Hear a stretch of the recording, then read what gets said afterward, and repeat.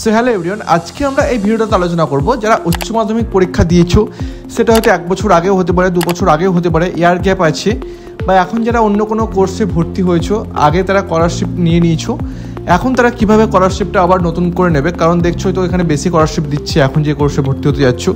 এবং যারা 60%-এর নিচে নাম্বার পেয়েছো, হয়তো দেখা গেছে 40% পেয়েছো বা 50% পেয়েছো, তারা কী স্কলারশিপ পাবে, কত অ্যামাউন্ট পাবে, 60% নাম্বার পেলে কত অ্যামাউন্ট পাবে, তো সব কিছু কিন্তু আজকে আমরা আলোচনা করবো এই ভিডিওটার মাধ্যমে। তোমাদের এই নিয়ে যার যে ডাউট আছে সব কিছু কিন্তু আজকে এই ভিডিওটাতে ক্লিয়ার হয়ে যাবে, ঠিক আছে? তো ভিডিওটা লাস্ট পর্যন্ত দেখতে থাকো, এই ভিডিওটা তোমাদের জন্য খুব ইনফরমেটিভ কিন্তু হতে চলেছে। তো প্রথমে আমরা আলোচনা করব যে যারা 60% নাম্বার পেয়েছো তারা কি স্কলারশিপটা পাবে।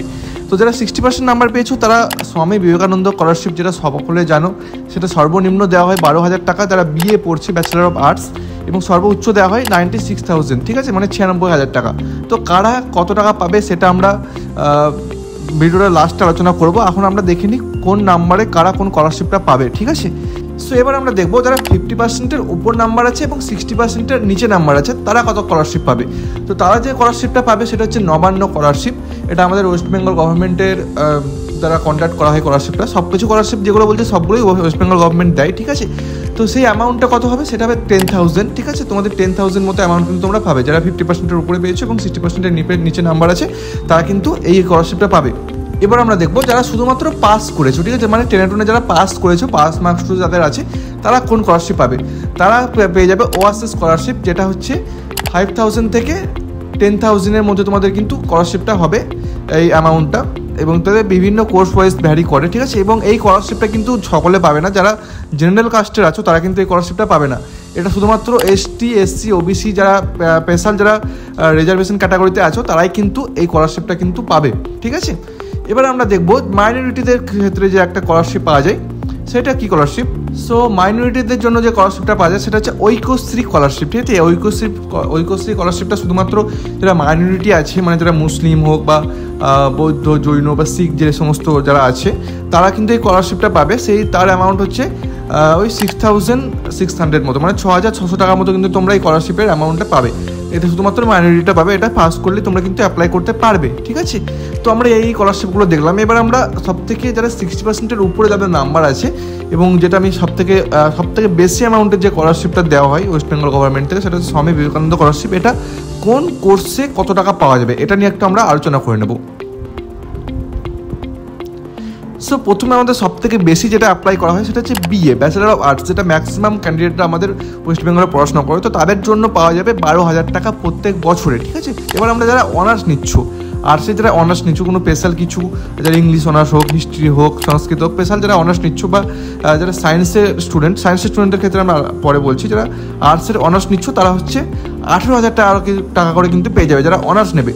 আর সায়েন্সের যারা পড়াশোনা করছো, সায়েন্সে যারা গ্র্যাজুয়েশন করবে, তারা কিন্তু নর্মাল যারা গ্র্যাজুয়েশন করলেও তারা কিন্তু 18,000 টাকা করে পাবে, ঠিক আছে? ভালোভাবে এগুলো কিন্তু বুঝবে। যারা আর্টসের গ্র্যাজুয়েশন করছো বিয়ে, তারা পাবে 12,000 টাকা, যারা সায়েন্স থেকে পড়ছো তারা পাবে 18,000 টাকা, আর যদি কেউ সায়েন্স হোক বা আর্টস হোক, যারা কোনো কিছুতে অনার্স নিচ্ছ, তারাও পাবে কিন্তু 18,000 টাকা। এবার আমরা দেখব যে ডিপ্লোমা যারা করে, অনেকে কিন্তু দেখবে এইচএসের পর পলিটেকনিক ইঞ্জিনিয়ারিং, মানে ডিপ্লোমা ইঞ্জিনিয়ারিং হোক বা নার্সিং, অনেক কিছু ডিপ্লোমা, প্যারামেডিক্যাল ডিপ্লোমা কোর্সে ভর্তি হয়, তারা কত টাকা করে স্কলারশিপ পাবে।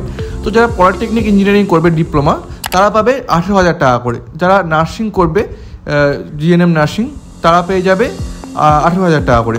আর প্যারামেডিক্যালের ডিপ্লোমা যারা করবে, ঠিক আছে, তারা সব ডিপ্লোমা লেভেলের যে সমস্ত কোর্সগুলো রয়েছে, প্রত্যেকটা কোর্সে কিন্তু 18,000 টাকা করে তোমরা স্কলারশিপ পেয়ে যাচ্ছ।